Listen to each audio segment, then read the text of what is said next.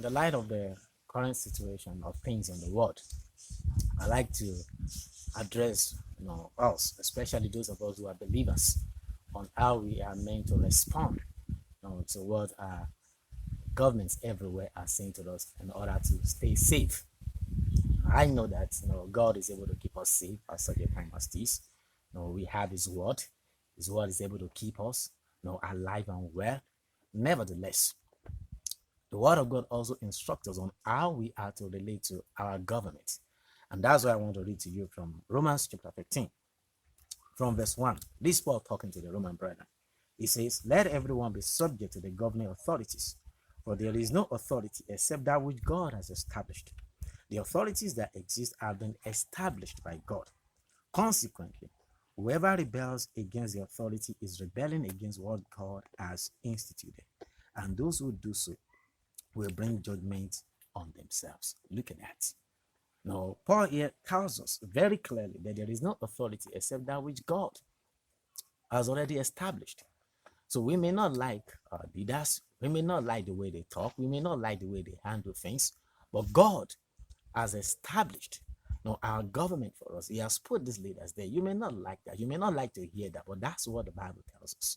In fact, Paul wrote this in the days of the Caesars, in the days of the monarchs, where we had absolute leaders, absolute rulers, and whatever they said, was final.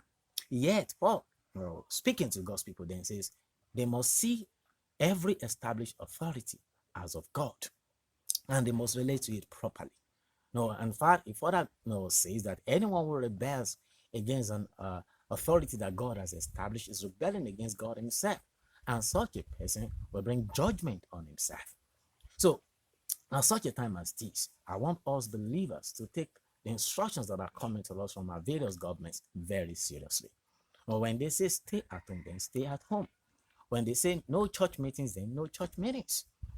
All right, church meetings, no. Church meetings are meetings of believers. No, there are various ways in which you can hold our meetings today.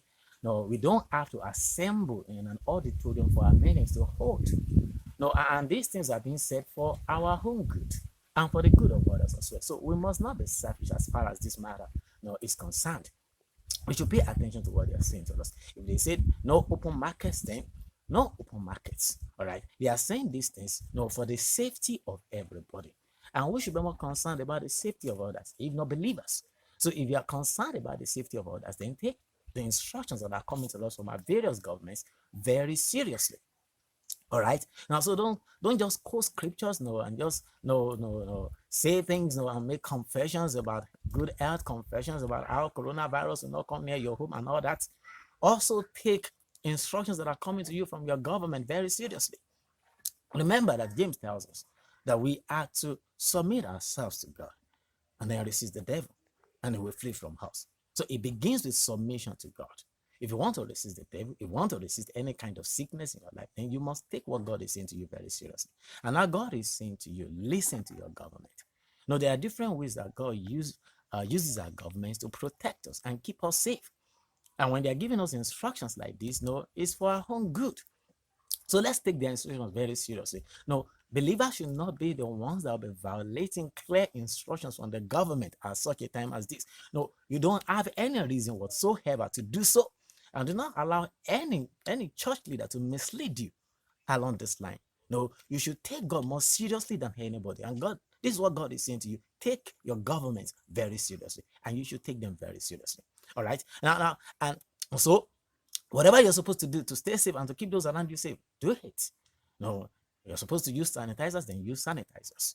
All right, you're supposed to stay at home, then stay at home. You're supposed to wash your hands, wash your hands. No, personal hygiene is key.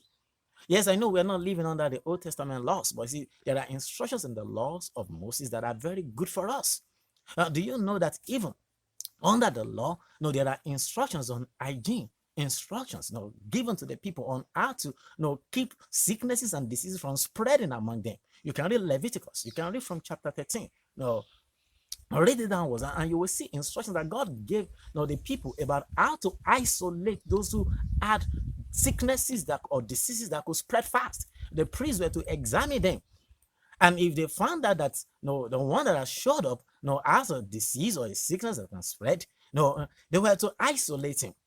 So I'm telling you, even if you're a believer and it is certain that you have contacted this virus, you should present yourself for isolation.